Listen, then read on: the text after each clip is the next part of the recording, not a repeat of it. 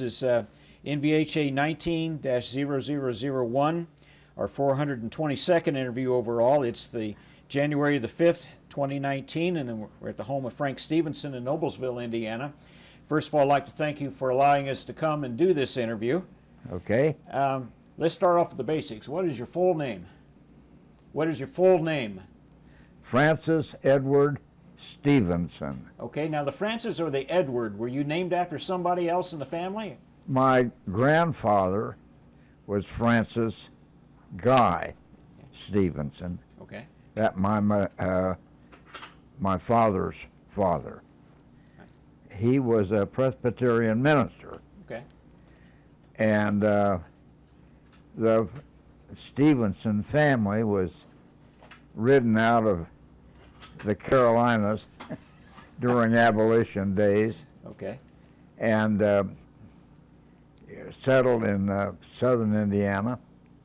And he went to seminary in Cincinnati.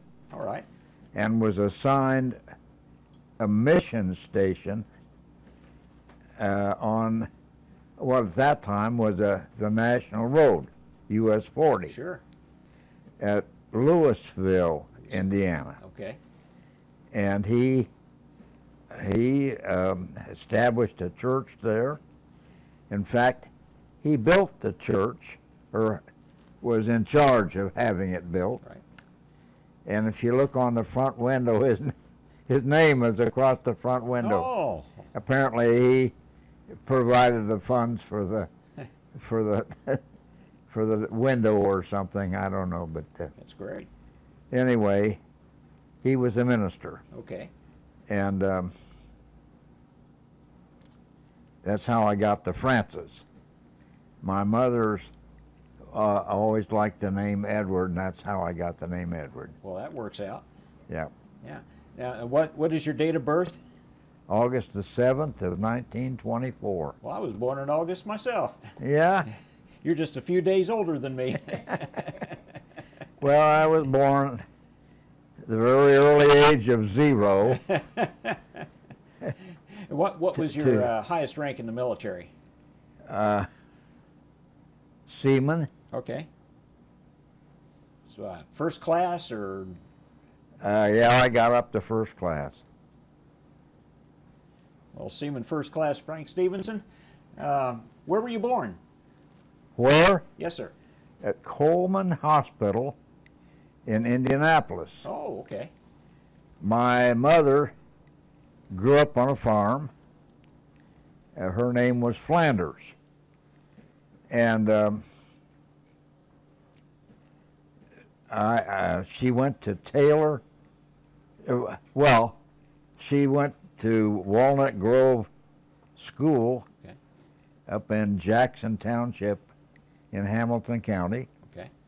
Finished the 8th grade, and my grandfather wanted her to go to high school.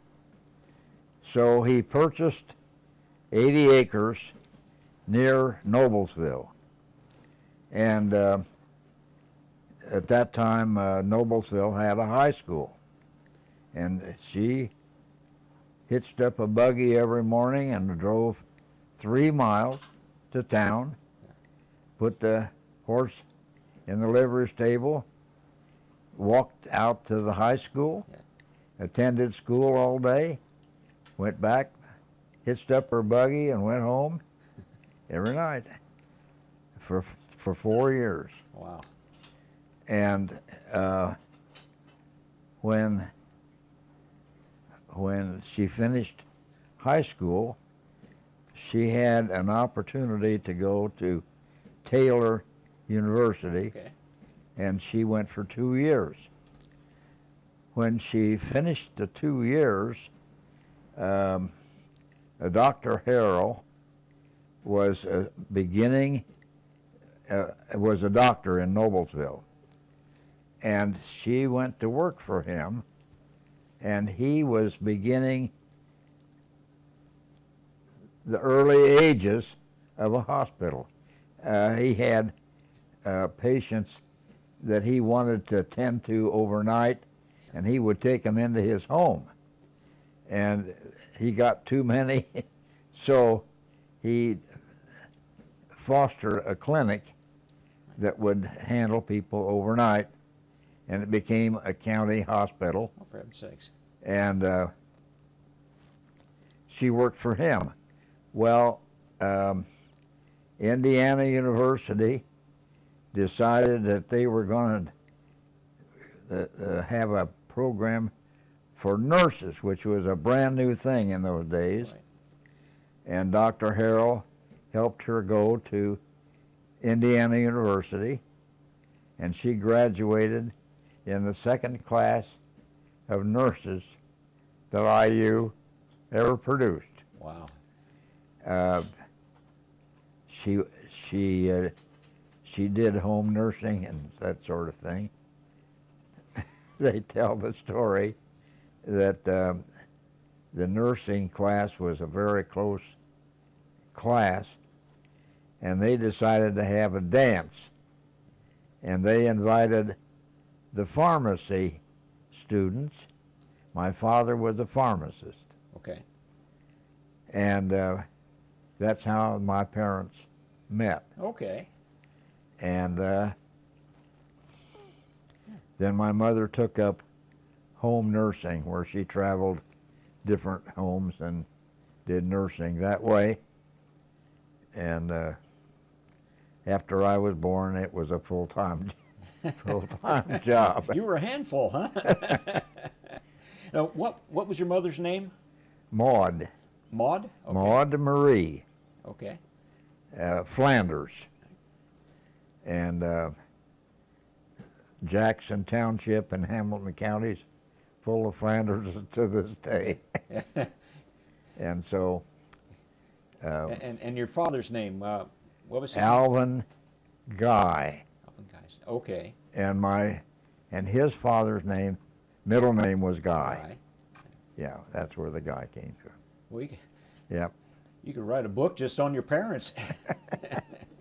I have two brothers, both younger. The youngest one is deceased. The other lives in Florida. Okay, give me their names and sort of what happened to them in life. My middle brother is Richard Guy Stevenson, and the youngest was Donald Ray Stevenson. My mother's brother was named Ray, Oh, okay. and that's where that came from. Were either of them in the service? Yes, both of them. Okay. My youngest brother served time in Germany, and my middle brother served time in Korea. Okay. So What branch of the service? my middle brother was in the Army. Well, they were both in the Army. Okay. Yeah. Yeah. So you've got quite a rich military history in your family. What about your father? Well, my father was in the medics in World War I. Okay, I wondered about that. Yep. He had finished pharmacy school, and the Army put him in the medics. And part of his job was to go out on the battlefield and pick up injured people and bring them back to the base unit. And Do you have any idea if he was anywhere near Chateau Theory? any idea Yeah, Chateau Theory. Does that sound familiar to you? what? And the name, it's a French name, Chateau Theory. I don't know. I had an uncle who was, a great uncle who was wounded there. It'd be interesting if maybe your father had tended to him. Could have happened. I have no Sure. idea. Yeah. Well, that was just part of his job. Right. But he did spend time in the trenches looking for wounded soldiers. That was a tough war. Yes, it was. Yes, it was.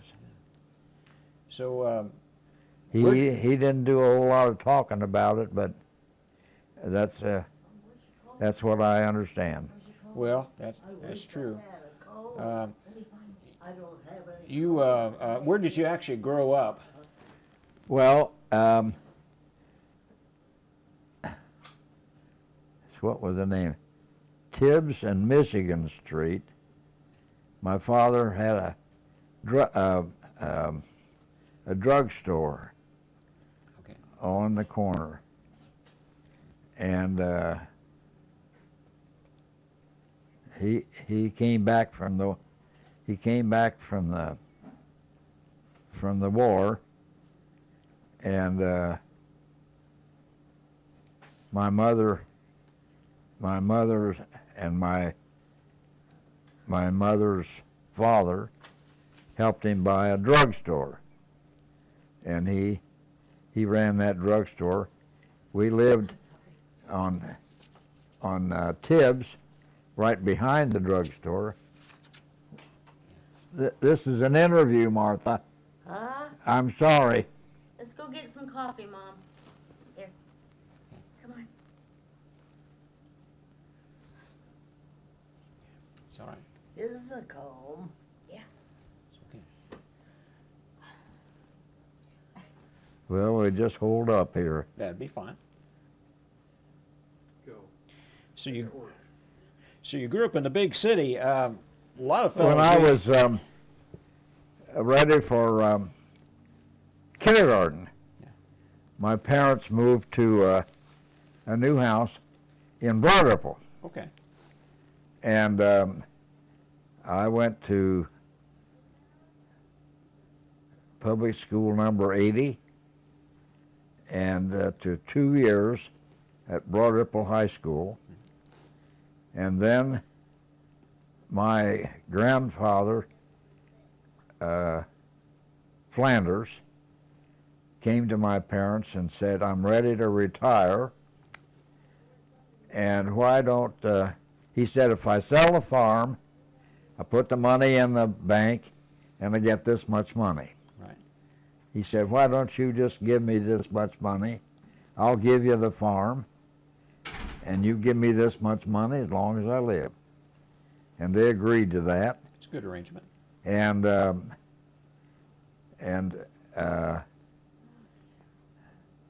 he passed on, and my mother wanted her boys to be raised on the farm.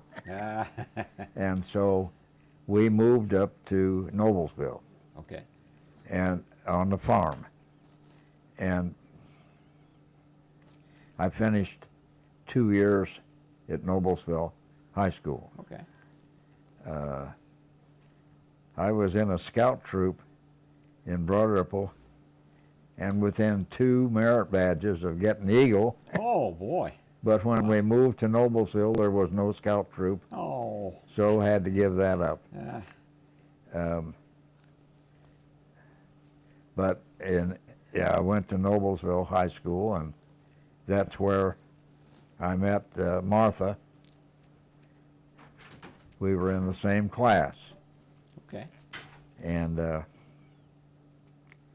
I thought she was pretty special, Yeah. and I still do. There you go. What was her maiden name? Kaiser. Kaiser.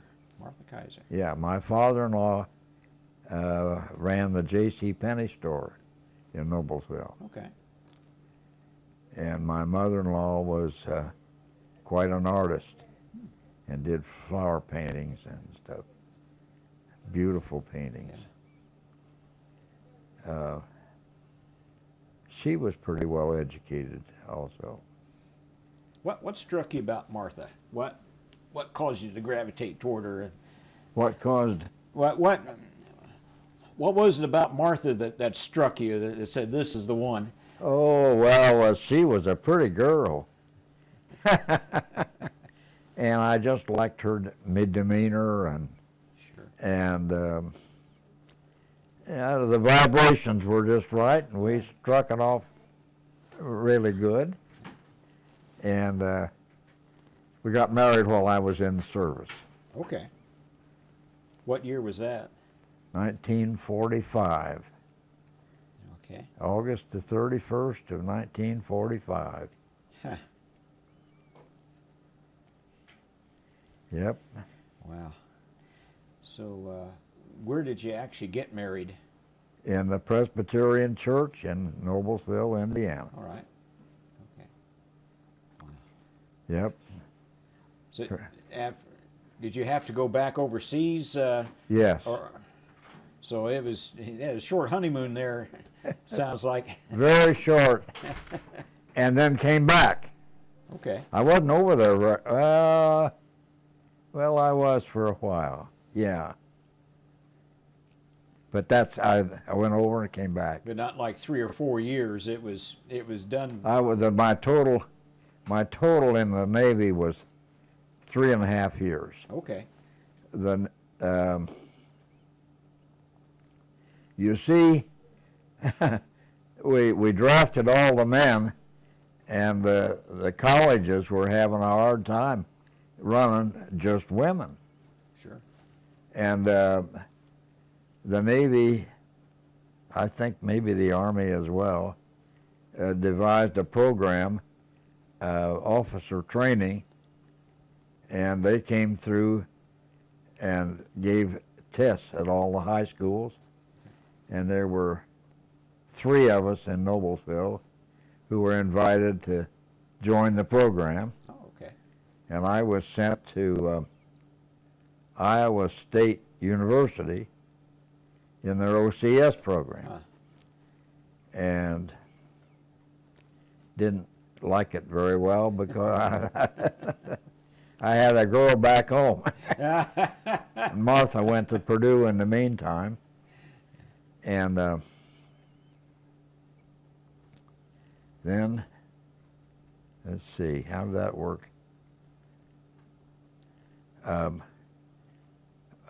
When Germany was defeated, then they began to shut down that program. And I went to Great Lakes and trained in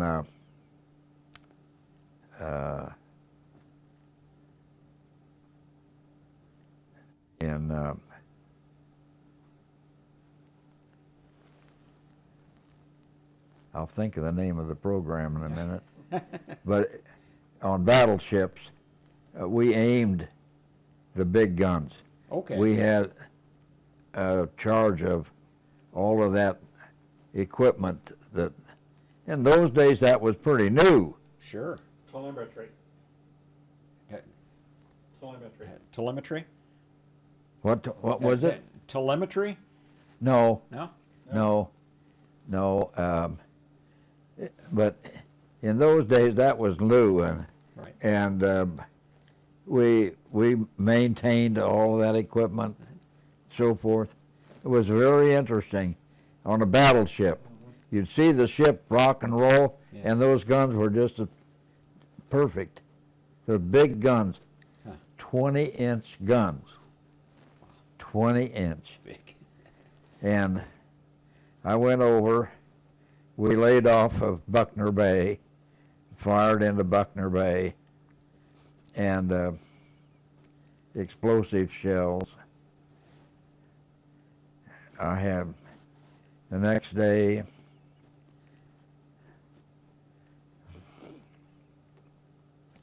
awful.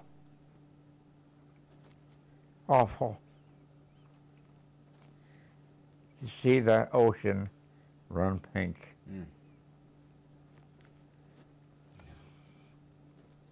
And to see bodies stacked up on the beach, body parts like cordwood.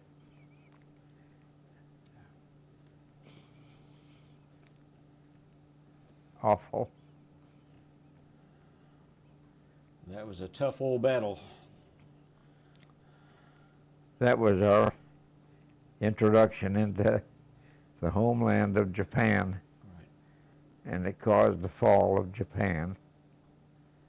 And Buckner Bay was it's a long, narrow island, and Buckner Bay was in the center, and they cut that island in two and marched the army south, and they marched off of that cliff down onto the Japs. It's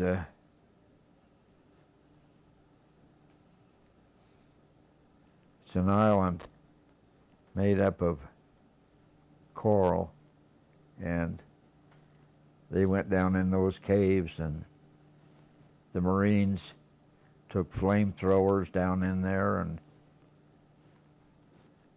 routed them out.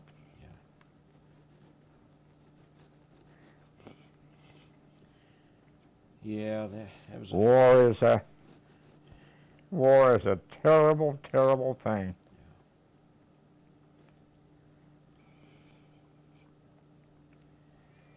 Anyway, I was then sent north to help replace because of that battle, Japan and Truman's threat to use more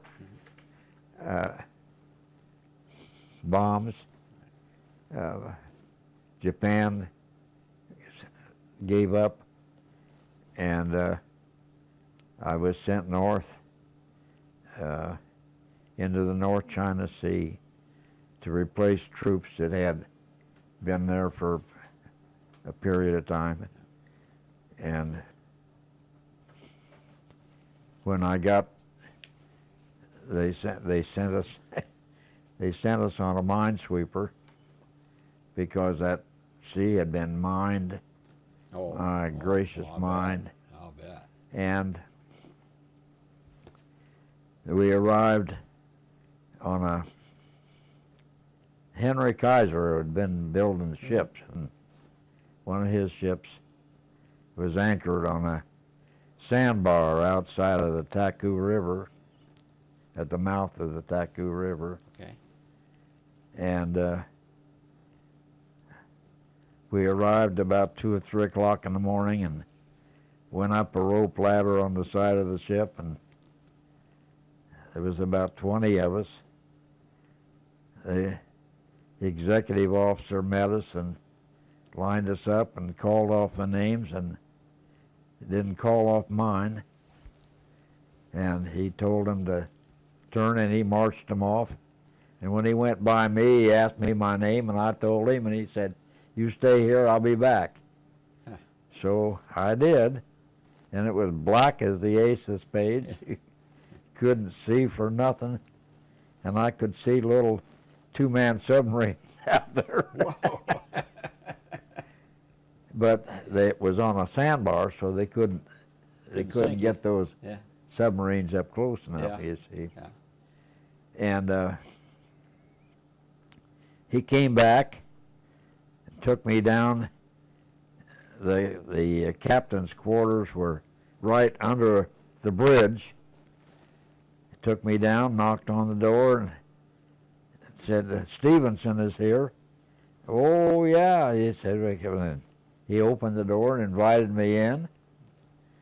We sat down, had coffee, and he said he had just been appointed SOPA, senior officer in the vicinity, Oh, okay. and he needed a gopher. He had two on each end of his quarters, 2 rooms. His cabin boy occupied one, and I occupied the other. And my job was to follow him around, make sure he did what he was supposed to get done. Well, you were at the right place at the right time. Yep. He says, "I understand you can type." I said, "Yeah." My father thought it was terrible when I took typing in high school. But I spent some time doing that. He had been a captain of an oil tanker prior to the war, and had all kinds of points. And when he mustered out, he brought a couple of ships back through the Panama Canal and up into New Orleans, and he left his cabin boy and I in New Orleans, and I never saw him again. And he didn't leave any papers. Oh, boy. Oh, no. So his cabin boy and I were stuck in New Orleans, and we finally got that all straightened out and went up to Great Lakes and mustered out. Yeah. My gracious. So, but I had some credits at Iowa State, and so Martha and I both went back to Iowa State, and that's where we graduated. Okay. And then I took up a master's, and I taught engineering. I'd been trained as an engineer. Okay. I guess that's because that's what they needed. Sure. And What was her degree? What was Martha's degree? in home economics. Okay. But I had this. I've been put on inactive duty from May until the fall semester, and I went to work for Firestone, and I could see that was an interesting experience for a young fella to learn, you know. Right. And I had this fancy idea that, you know, when you hire a new guy and you say, follow him around, and if him is an anti-company guy, the new guy is going to be anti. Sure.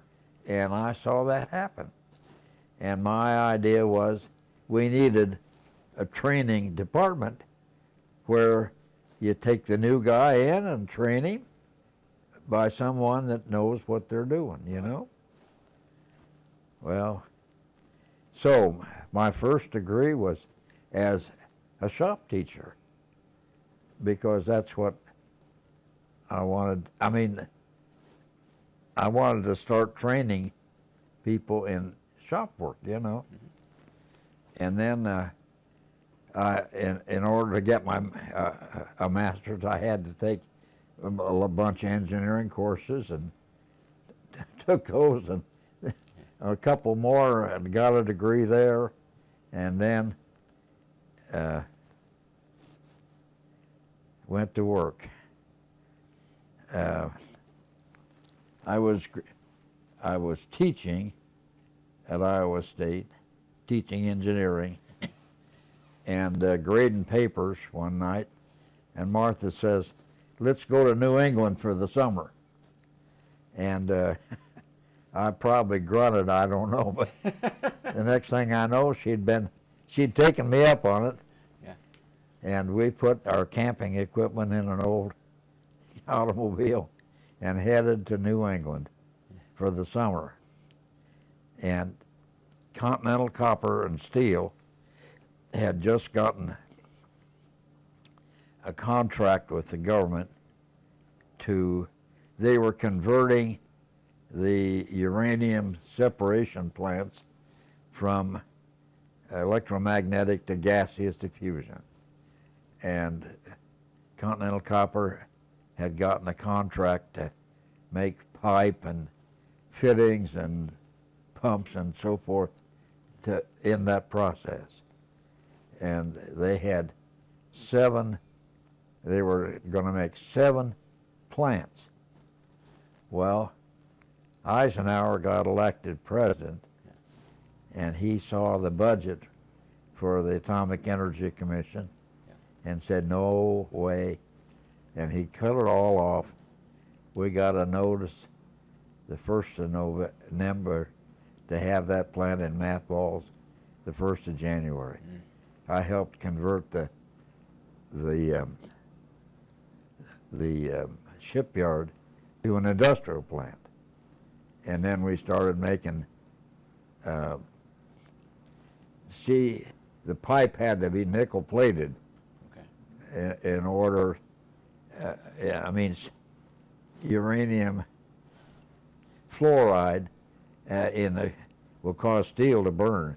Okay. And so we had to nickel plate all of the pipe and fittings and so forth. That's what we did. Okay. Well, So we put it in mothballs, and they gave us a pretty nice separation pay, and Martha and I put half of it in an envelope in the glove box and headed. We had a little 19-foot house trailer. Yeah. And we headed down Route 1.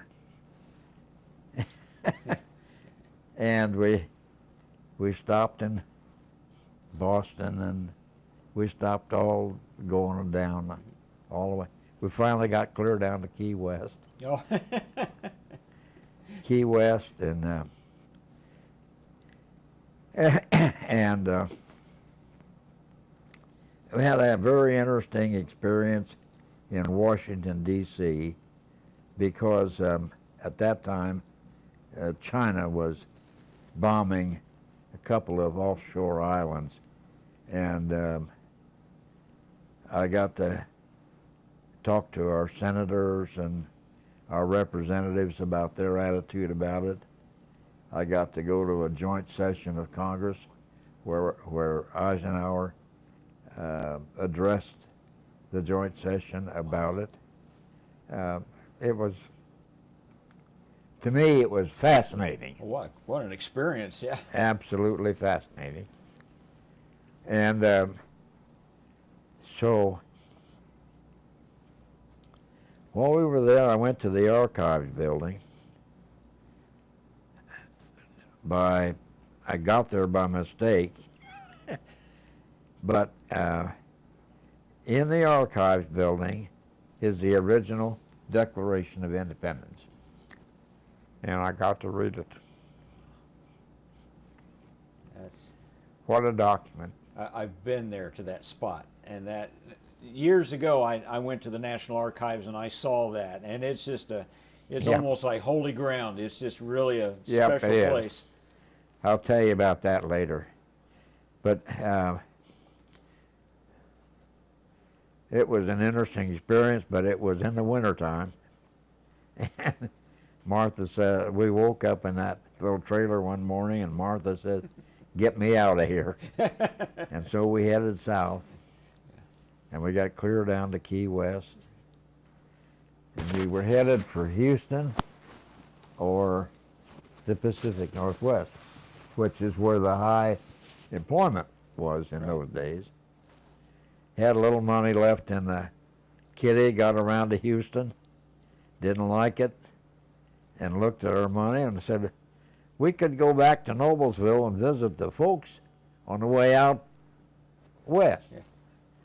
And that's what we decided to do. Well, as soon as we hit Noblesville, the folks, Martha's an only child. Oh, okay. And, Yeah. and the next thing I know, Firestone was after me. And I joined Firestone, worked for them for 15 years. I started in time study and became the safety engineer. They hired about 3,000 people. It was a fair-sized plant. Sure. And I was in charge of plant safety there.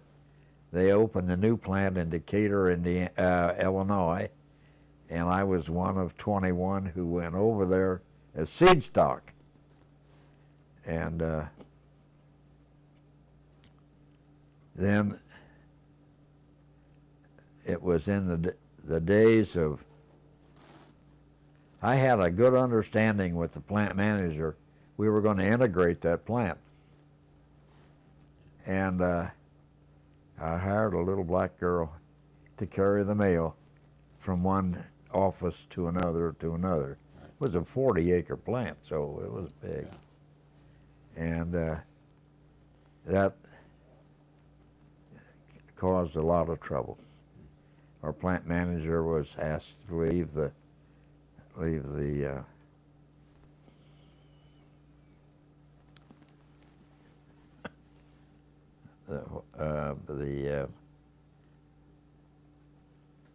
Was he fired from the corporation or moved somewhere else? Was he transferred? well, he was asked to leave the country club. Wow. And Oh, country club. yeah. And GE was next to us, and they cut us off, and Caterpillar was the other side. They cut us off. And the Firestone transferred us. I was threatened on the way home one night, and I told the plant manager about it, and they got back to security, and they transferred us out. So, but they later had race riots indicators, so about the same subjects. And it turns out, you see, the NAACP wanted to have a convention indicator, and they couldn't find a place. And that little girl said, well, told me about it.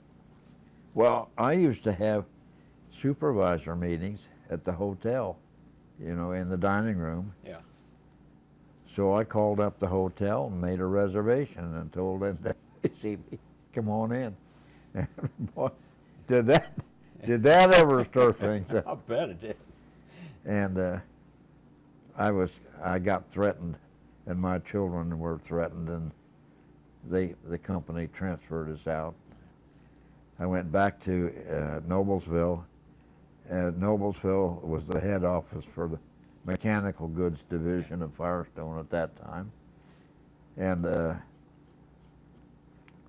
they put me in charge of human relations for all 11 plants. And my 15 years was up, my pension vested. And in the meantime, I'd gone to law school, night school. We got 3. I had to administer the workman's compensation part to any kind of an injury, and decided I didn't know enough about workman's comp. So I'd go down to the law school and learn a little. Well, by the time I took all the prerequisites, I had enough to pass the bar exam, which is what I did. So after 15 years, I left, and I went to work for a couple of guys, $50 a week, to learn who had the key to the restroom over to the courthouse, you know.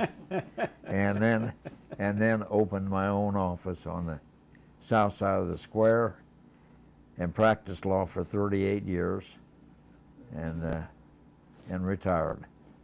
That's an impressive work career now. And retired. Okay. I had 3 other attorneys working for me when I retired, and they all went to different places, and we closed the office.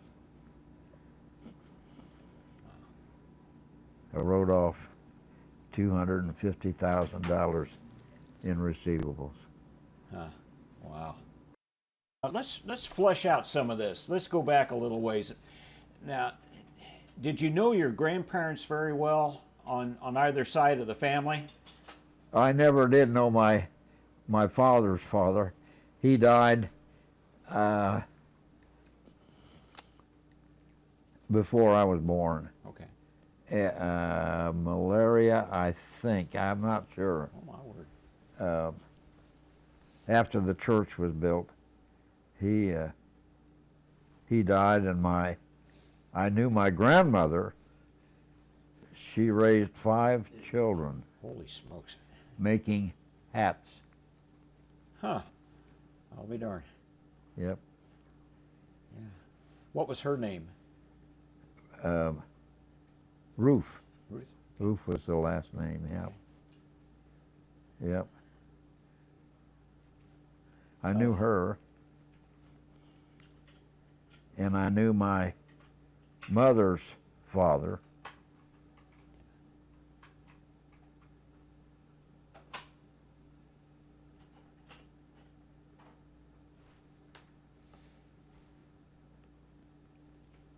Did you know your grandmother on that side? No, my mother died. My grandmother died when my mother was 14 years old. Okay. So Oh my. that was before my time. Wow. Yeah. So and you said that you grew up in in Indianapolis, in Broad Ripple, and on the farm Yes. near Noblesville. Which one did you like best?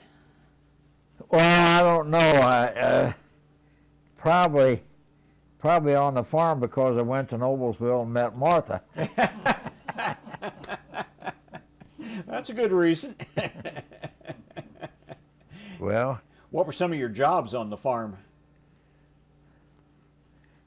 it was a all-purpose farm, Okay. 80 acres. Yeah. We had 21 cows, brown Swiss cows. Yeah. I had to milk those cows before school every morning. And when I got home at night, those same cows had to be milked again. Well, they were waiting at the gate on you. And when I went off to the Navy, my folks got a milking machine.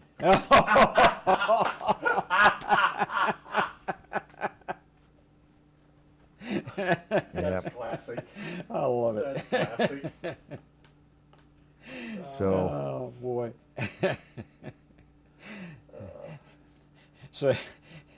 So you had very strong hands as a young man, I would take it. boy, you learn how to.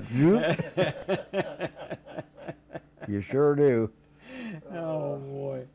Wow, that's great. 21 cows. So how did you hear about Pearl Harbor? We have moved to Noblesville on December the 1st. And I can remember on December the 7th, we had the radio on, and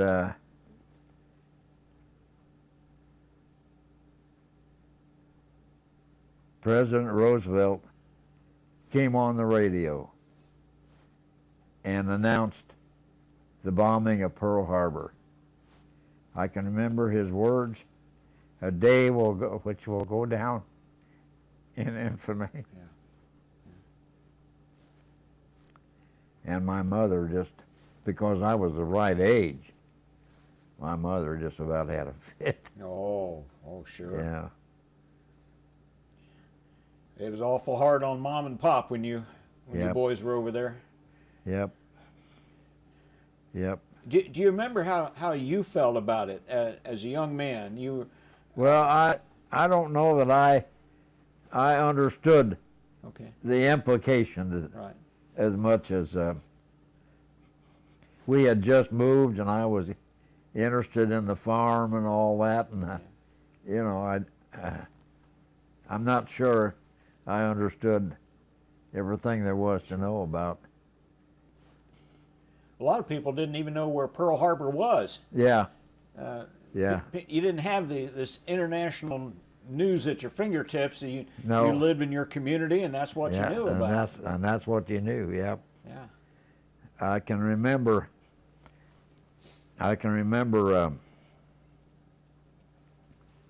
Raleigh Stone had a standard filling station on the corner of 10th and Connor Street. Dudley Pelley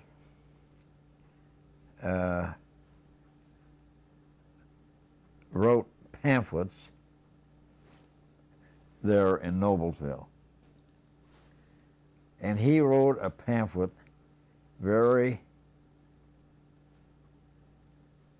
finding a lot of fault with Roosevelt because he had the entire Pacific Fleet bottled up there. Yeah. And he was tried on sedition. I've read the transcript of his trial, where the judge said, "Bring the guilty son of a bitch in here, let's get this fair trial over with." Holy smokes! Whoa. Okay. So they found him innocent and let him go, huh? But I did know Dudley Pelley.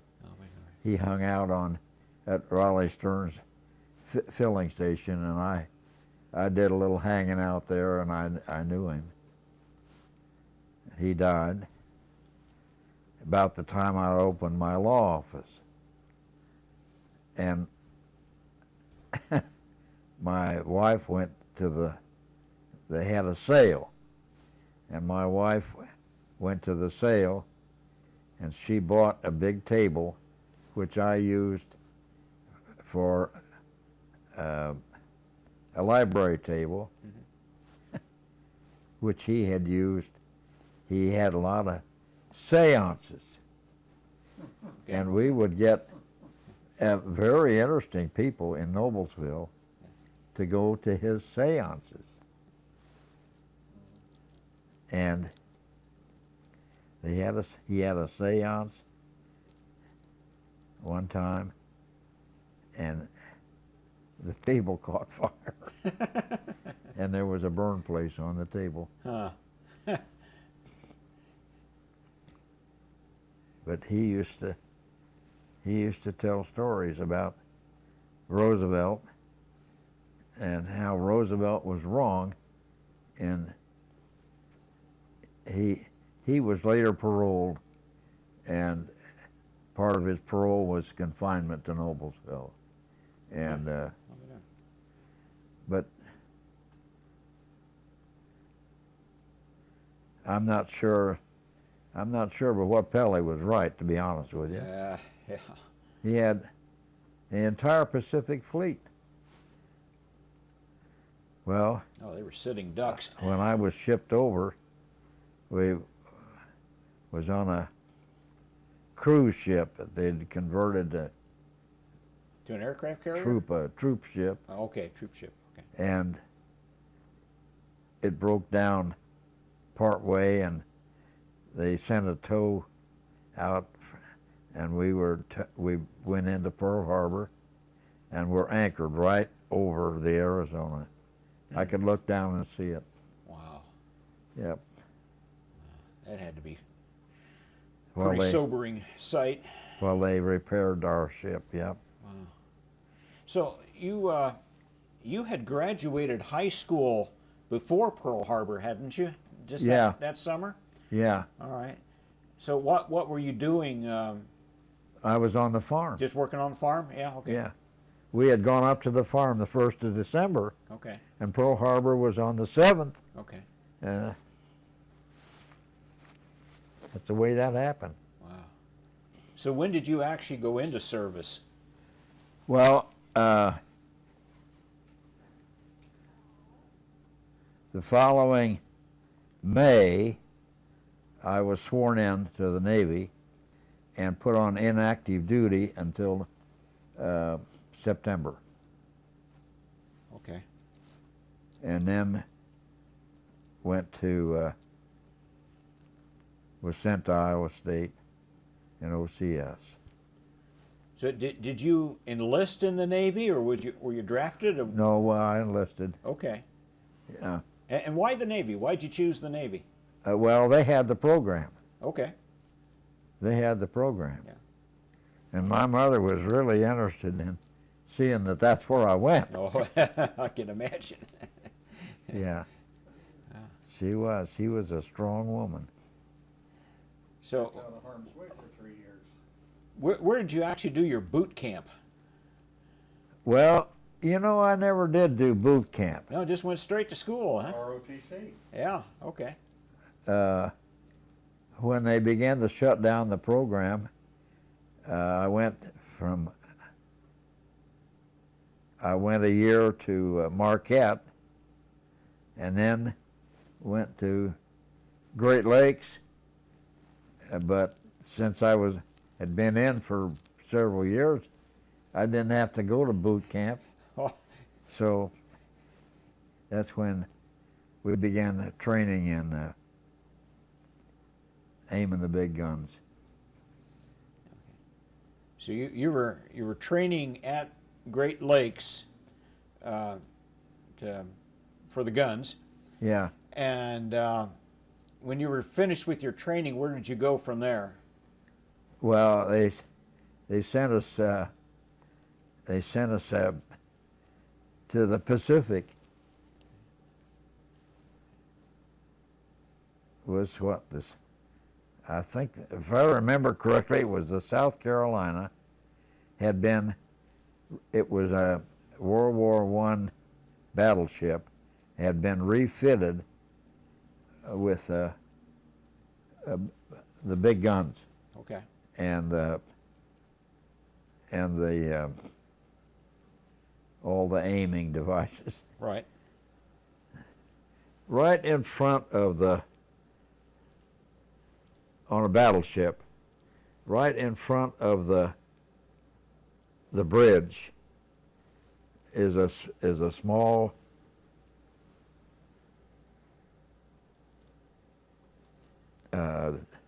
area where the rangefinder, the parallel, and the vertical are, and my job was on the vertical Okay. to keep the thing on the vertical. Okay.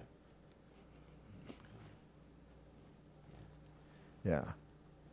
So, where was the South Carolina at that time? Did you ship out of San Francisco or? Well, I shipped out of San Francisco. We went under the bridge and off, and that's when we got part way, and that's when the ship broke down. The main bearing went bad, and they had to tow us into Pearl Harbor. Oh, okay. And then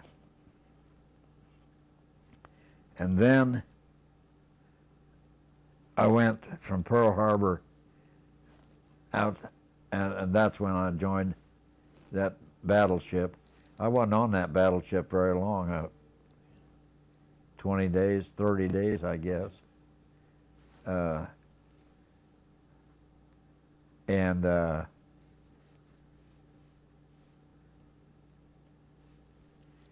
So out of Pearl Harbor, you shipped out. Were you still in the South Carolina, or were you on? No. You were on. The South Carolina was already laid off of.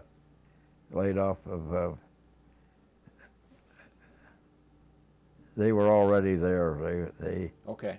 and that's where I joined. Yeah. What ship did you ship out on? The Robin Doncaster. Yep. And what kind of a ship was that?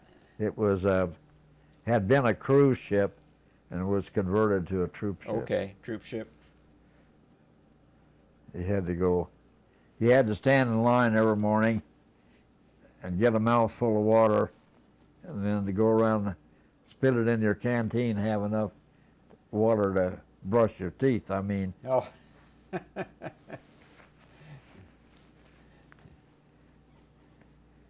we ate cold rations. Oh boy. Yeah. So where'd the Robin Doncaster take you? To laid off of Buckner Bay. Okay. So it took you to Okinawa. Yeah. All right. So you were part of that big fleet that Yep. went there. A lot of ships. Yep. Yep. Yep. Now, being a troop ship, did they land you on Okinawa, or what was the deal there? No, I transferred from one ship to another. Okay.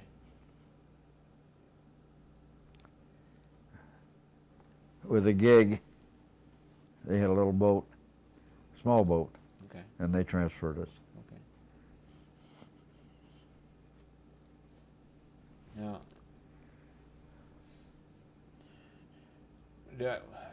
were they Awful. still Awful sight. were they still doing the kamikaze raids at that time? Well, the Air Force had done a pretty good job of cleaning out what Buckner Bay, and Right. when we landed, when they landed troops there, but we lost men. They had a machine gun nest there.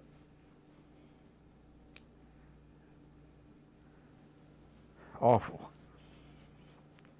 awful. Did you ever get on the island itself? Oh yeah, Okay. yeah. I was there, oh, a week, 10 days. The gooks would come out and steal our stuff at night, you know, Yeah. come out of those caves. Yeah.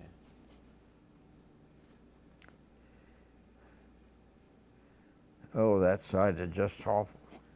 Well, Just awful. we won't dwell on it if it's too much. I don't want to do that to you.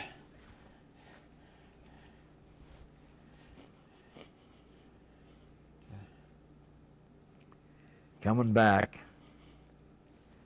we went up I can't remember what river it was. We were anchored up there one night. After supper, we had carrots for supper, I remember. We were kind of leaning on the rail, you know. Yeah. And the company doctor was right next to me. And looking down, the sand pans were all lined up down there, you know. Well, they dumped the extra carrots and they started squirting out the side of the ship. Yeah. And they like to killed each other netting those carrots. Yeah. And I watched that. And there was a girl there. She couldn't have been over 15, 17 years old. Had an infant in her hand, in her arms, screaming the high heavens. There was a dead horse came floating down the river, and she used her thing and pulled it in, and she cut flesh off of that dead horse, washed it off in that dirty water, Yeah. stuffed it down that infant's throat.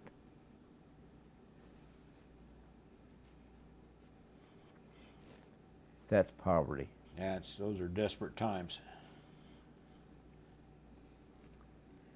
And as a young man, I worried about that a lot. The doc says that little tyke will die because the mother is too emaciated to provide milk for it.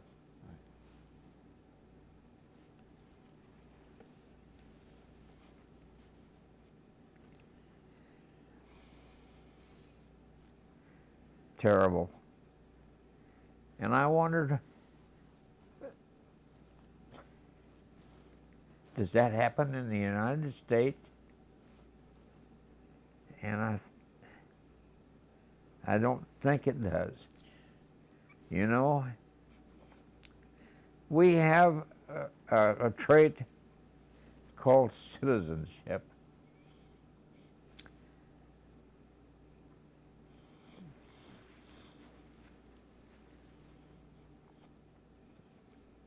And I think that's the difference. Yes, it is. I do. I think that's the difference. We donate. Believe it or not, donate. They don't do that the rest of the world. They're followers. And we donate. That's a good point. They're followers. If that happens in our country, we get upset about it and do something about it. We do. We do. And an awful lot of what we do is just being nice to each other. Well, that shaped a lot of what I've done in my lifetime, you see. I opened my office, my law office, about the time Noblesville began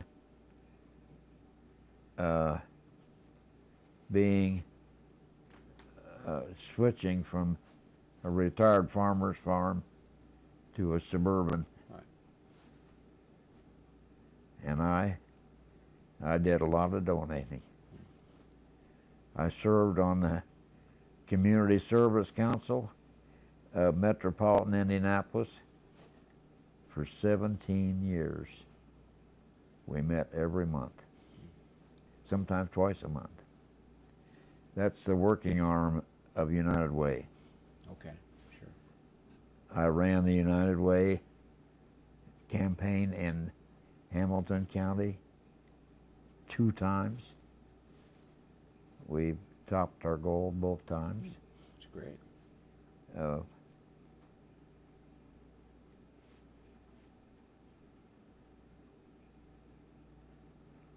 I'd like to know a little bit more. You were there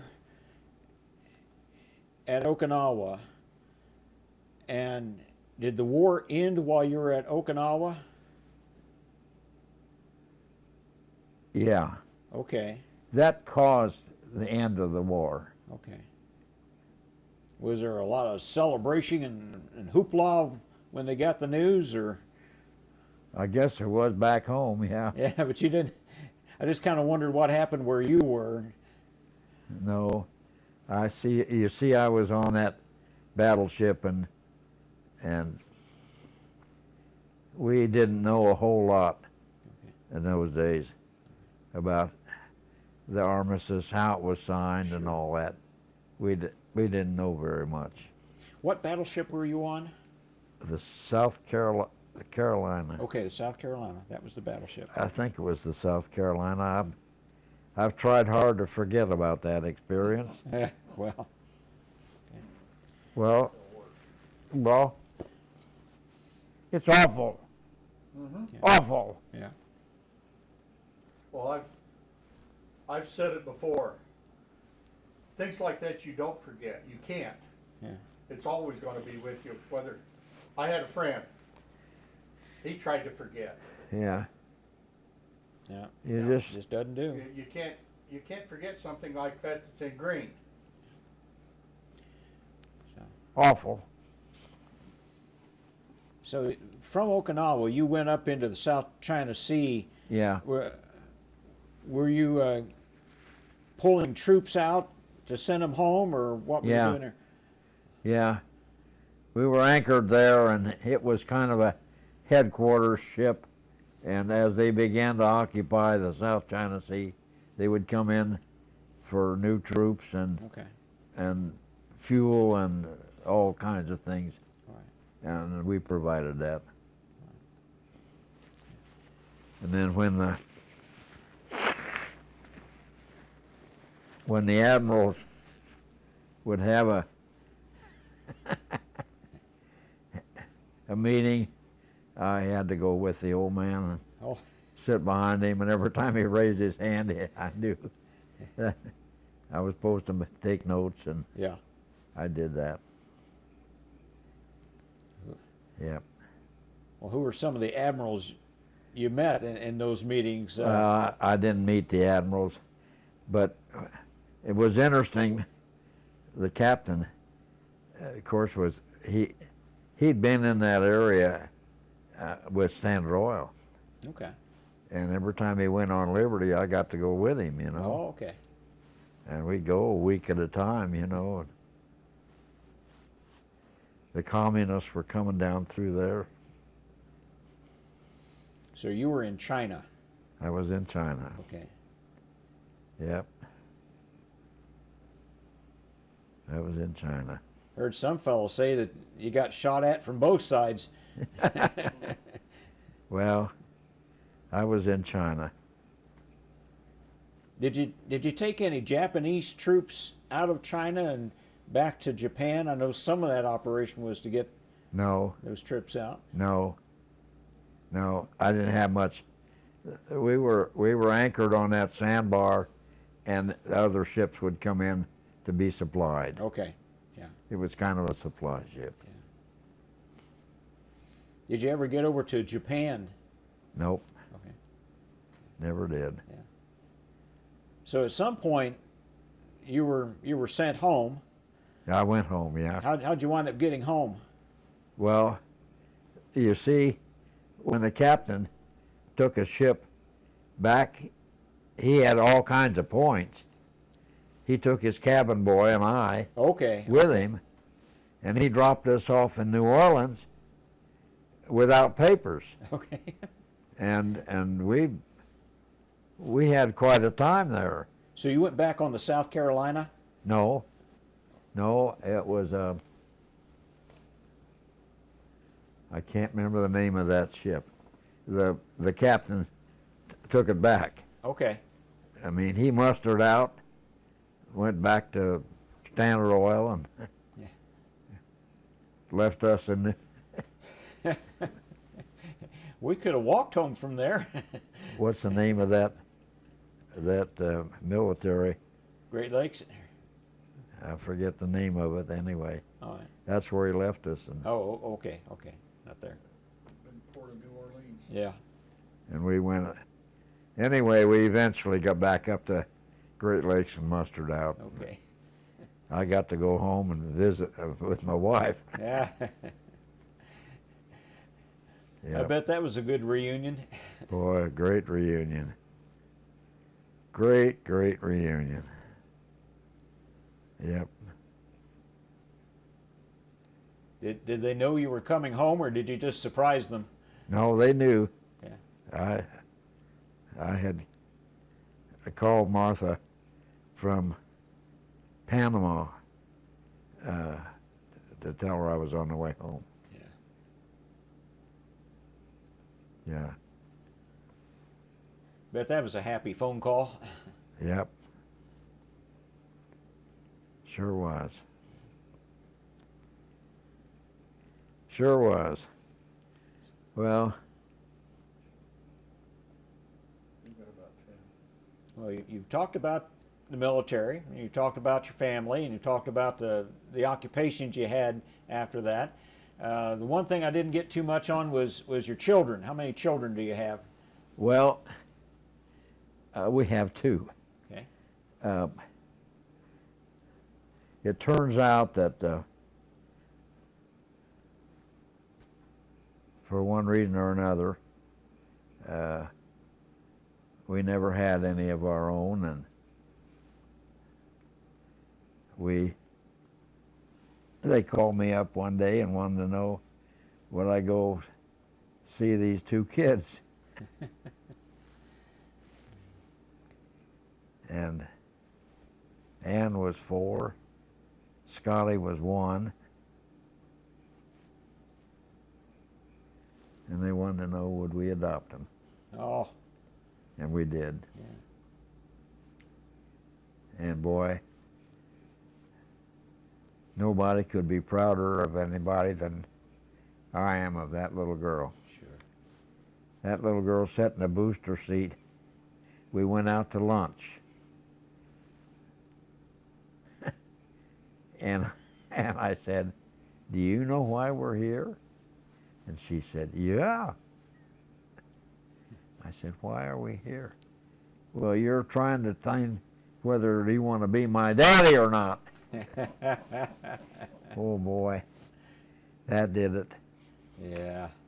Yeah, it's pretty hard to turn it down after that. And we took 2 little kids home and raised them. Yep. And they were destitute.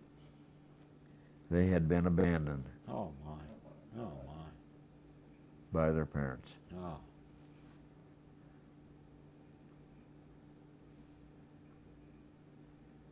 Well, I know Ann Boy. turned out pretty good. As she is such a great girl. So what became of Scotty? Yep. What became of the boy? He lives in Alabama. Okay. We had gone to Alabama.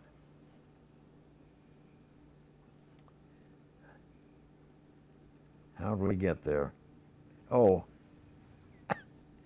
when I wanted to retire, I found out that the only way that I could retire was get out of town. Well, a county seat Yeah. law practices Oh, that yeah. way, you know. Oh, yeah. Yeah. And even to this day, people call me up and say, Frank, I want to buy my neighbor's house. Can you help me? You know, I mean, that's just the way it is. Sure. And so there were 4 of us. They went backpacking every month, the second weekend of every month, 12 months out of the year. And we had gotten into the lottery to go through the Okefenokee Swamp. Okay. And we took a canoe down and went through the Okefenokee Swamp. And I wanted Martha to see the Okefenokee Swamp. And there was an elder hostel at the Okefenokee Swamp. And so we took the motor home and went there. Yeah. And then we had reservations at Mardi Gras in New Orleans 3 or 4 weeks later. And we were kind of wandering down US 10. Right. And Martha's the kind that says, when you leave in the morning, you better tell her where she's going to spend the night. And Camp Wally is not the answer. And she had the woodalls out. She says, well, here's a place. And there was a campground on Dauphin Island. Oh my, yeah. Yeah. And we went down to Dauphin Island, and just fell in love with the place. Oh, sure. And went over to the Mardi Gras, and then went back to Dauphin Island. And she found a house for sale. Well, there's only one chapter to that one.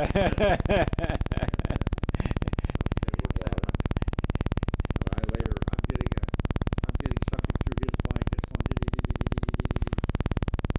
He's got clicking. clicking. Out of his mic. Hang on a minute. Got to make an adjustment to the microphone here. Martha talked you into buying a house on Dauphin Island. Yeah. I later built one, Okay. thinking they'd haul me out of there in a box, you know. Yeah. But it didn't work that way. Yeah. And Martha decided she wanted to retire.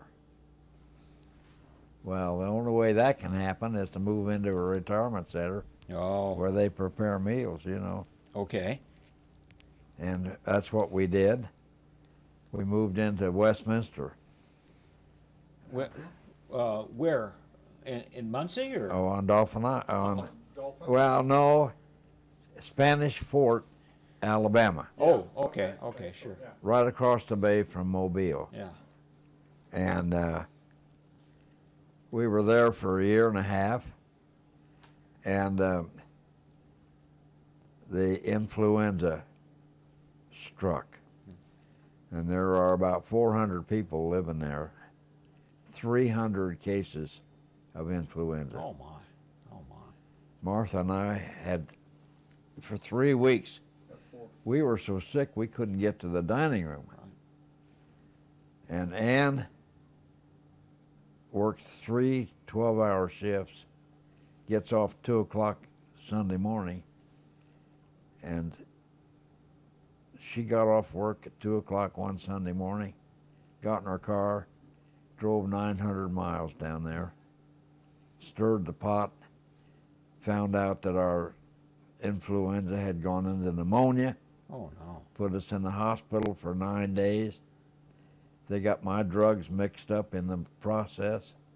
I had to go to another hospital, get that straightened out, and it became obvious to me everybody this age needs an advocate. and I just couldn't break into. You know, when you move into a place like that, you need them, they don't need you. Yeah. And so that's when we decided to move back north. I think you made a good decision. Yeah. And this is where we landed. Very interesting. You know, they tell you, save your money, invest your money for retirement and all that, and you wind up with a 2-room apartment. Yeah. Yeah, unfortunately. That's the way it works. Is there any part of your life story that we haven't covered yet? Oh dear, I don't know. I had a lot of interesting law cases.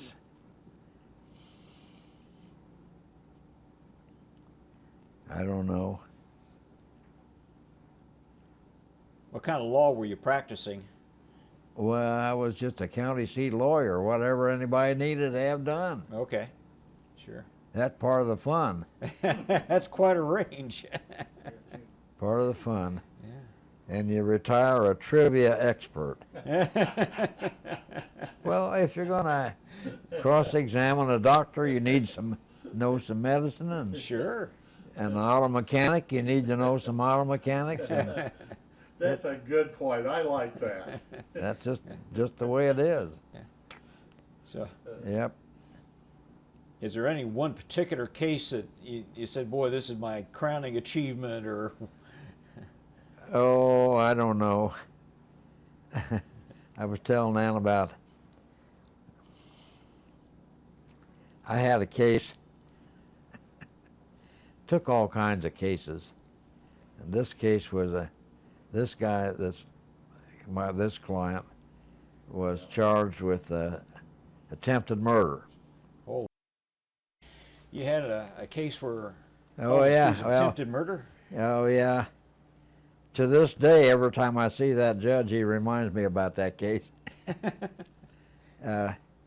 He was a black guy, worked for public service. Yeah.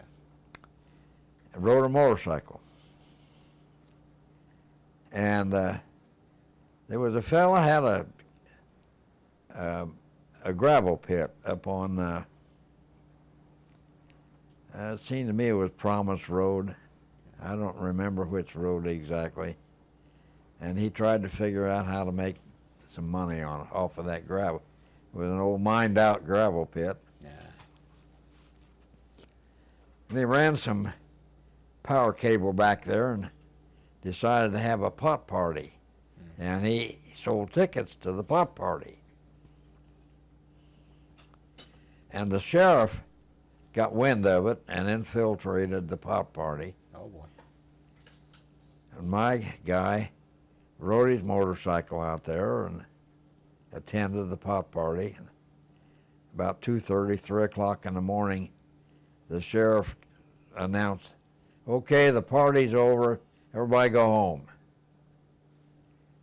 So they all started home, and my guy was president of the North Side Indianapolis Motorcycle Club, and they were kind of on the outs with the Elwood Motorcycle Club.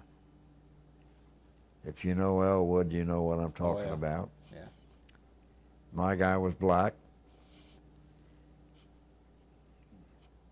and the president of the Elwood Motorcycle Club was following a parallel path, and he laid his sickle down and decided to jump my guy. And my guy saw him coming, reached down on his boot, pulled out a knife and held it this way, and the guy came down on top of that knife. And they were being followed by a couple of paramedics who saw it happen. And there was a dry cleaner bag hanging on a bush, and they grabbed that and stuffed it in that opening. Yeah. And saved the guy's life. Huh. And they said, "Get out of here." And so he did. And as he came into Noblesville, they stopped him and arrested him for attempted murder. boy. Well, the case went to trial, a jury trial, and I argued that case, he was not the aggressor, and got an acquittal. Hmm. And the judge can't understand that to this day, how that black guy got an acquittal. Yeah. But that's what happened. Well, we've come a long ways, haven't we? Yes, we have. Yes, we have. Oh, golly. Oh, lots of interesting cases. But don't get me started. Boy, your whole life's been interesting. You've had an interesting youth. Your parents and grandparents were interesting people. You've had all sorts of jobs that have Yep. been good Yep. jobs. And now I'm preparing a speech. I'm going to give a speech. I'm going to give a talk to the local Kiwanis Club. I joined the local Kiwanis Club 60 years ago. I've been a member a long time. And this talk is going to be about the Declaration of Independence. Okay, here we go. A lot that we don't remember or ever know about the Declaration of Independence. What are some of the things you'll be talking about? There had been a broadside issued calling for what they called a Congress to discuss common colonial problems. Right. After all, these were British citizens. And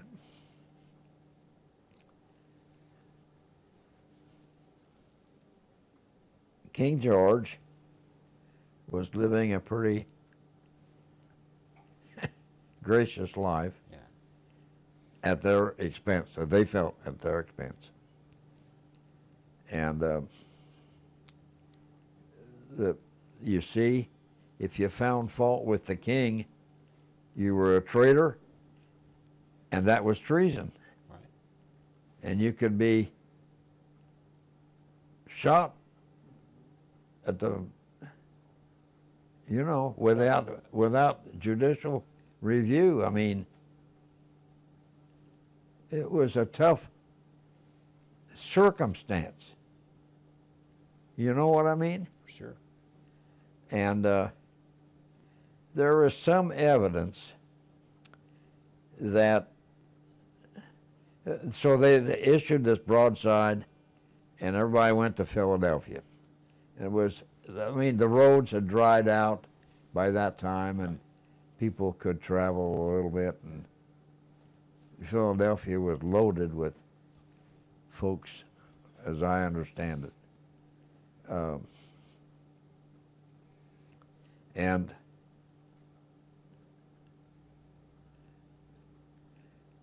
all the governors were there. We're pretty sure they were all there. Not sure about the governor of Maine, but we think he was there. Right. And there's some evidence that early in the gathering that a group had gotten together and tried to figure out how to tell the king he was abusing his without being traitors. and they had Jefferson was part of that group, and they decided to send the king a letter. Now there's a lot of speculation about this one, but I happen to think that it's right, and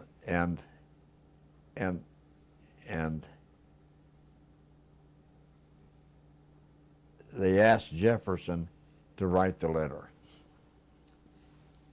And Jefferson got a couple of his friends together, and they tried to draft a letter, and it was not very successful. But there was a lot of pressure. You see, we are a nation of malcontents. Well, we are. Yes. If our ancestors had been content where they were, we'd be someplace else. Yeah, that's true. We're a nation of malcontents. Yeah. And you have to understand that to understand the Declaration of Independence.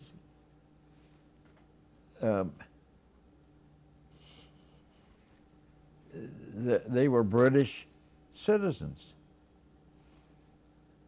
It's interesting that from the time of the Pilgrims up until the Declaration was about the same length of time as it is from the Declaration to now. And how much do you know about the Declaration of Independence? Yeah. Not very much. Just a few key phrases that everybody remembers, but they don't go into the detail of it. Nope. Yeah. Signed by 56 men. Every one of them had served in some legislative capacity somewhere along the line. They were men of knowledge, and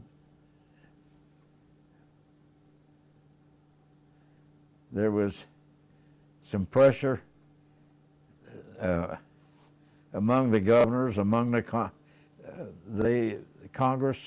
They had this Congress, and they organized and so forth. There was some pressure to discuss independence from Britain for all of what they thought were wrongs by the king. And Jefferson was asked to prepare a Declaration of Independence. And he tells us he spent 3 sleepless days and 3 sleepless nights drafting it. I think he used a lot of what he had originally drafted in that letter. Okay. Have you ever read it? Yes. 28 things that he listed as wrongs in the Declaration. And the last paragraph is some of the most beautiful language you ever read, declaring independence. All right. Our lives, our fortunes, our sacred honor. Yeah. A great document. You know, if you think of our society as a wheel, it's the hub around which that wheel rotates. It is. It is. The fact that you can come here at your own free will. Yeah. 56 people signed that document. 4 survived the Revolutionary War. 3 of them as paupers. Now just imagine your wrists tied together behind a tree with 10 mini balls aimed at your head, 10 mini balls aimed at your heart. What a way. Yeah. And those Tories, even women and children, were tied to the stake. Their property burned. It set off the biggest manhunt the world had known up to that time. Right. King George. They sure gave it all. More than Amazing. much. Amazing. Amazing. Yeah. Independence. Opportunity. That's what it's about. Yeah, I definitely see that. That you can do things in this country that you just can't do anywhere else. And nowhere else. Yeah. Citizenship. That's what it's about. Right. Donation. We donate. The woman and her child that you talked about earlier. Yep. That's the difference. Yep. So I'm working on a speech Yeah. I'm going to give to the local Kiwanis Club on the 4th of July. Okay. Yep. Well, is there anything in life that you haven't gotten around to doing that you wish you could have done? No. No, I think I look back, I've pretty well done it. Yeah. You haven't served on the Supreme Court, but would you like to have been a judge? I went to Washington, D.C. and was sworn in. I can practice before the United States Supreme Court. Can you really? Yep. Have you ever wanted to be a judge? No, no. Big difference, isn't there? No. No, because I agonize over cases. And judges just can't do that. Yeah. I mean, they have to make a decision one way or the other And live with it. Right. and live with it. Yeah. And I'm not that kind. I agonize. Yeah. Did you ever have a client that you just knew he was guilty, there was just no question about it, and yet you defended him anyway? Did you ever have one of those? Oh, of course. Yeah. Of course. Yeah. But what you find is they're not charged properly. You see, Okay.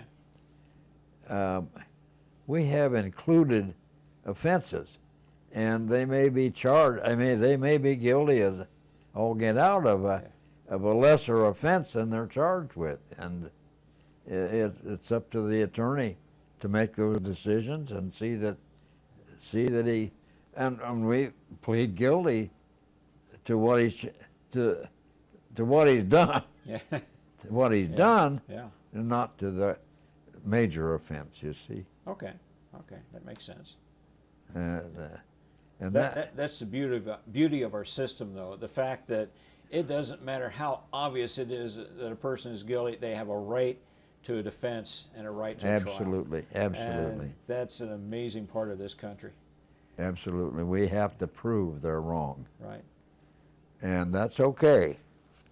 That's what the system is about. Yeah. And I helped in that system. That's the way it works. Yep. Well, we always give our veterans a chance to say a few words for posterity. You got any words of wisdom or personal philosophy that's kind of carried you in life? Oh, well, when you're 90, you lose your smarts. They turn into wisdom. I like that. I like that. Some of my favorite Frankisms. The will to win is not nearly as important as the will to prepare to win. Very good. Yeah. Yeah. Very good. How you like that one? Oh, sure. Yeah, well, anything that succeeds has an awful lot of preparation up front. Yep. Yep. Well, Seaman Stevenson, I want to thank you Okay. for your service and for this interview. Appreciate your time today. Okay. Well,